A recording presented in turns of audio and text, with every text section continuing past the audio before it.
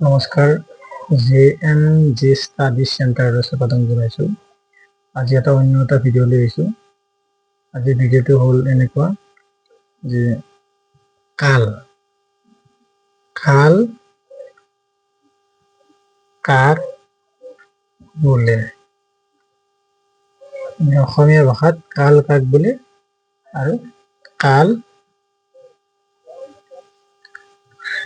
কেই প্ৰকাৰৰ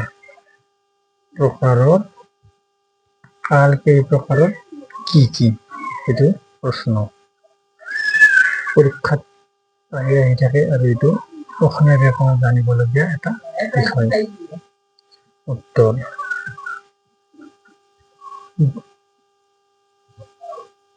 ক্ৰিয়াৰ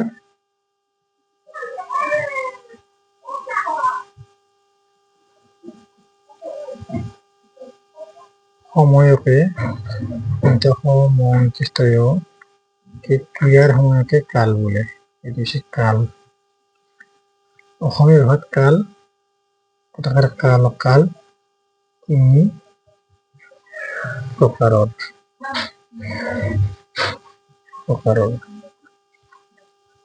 এক নম্বৰ বৰ্তমান কাল, দুই নম্বৰ ভূত বা অতীত কাল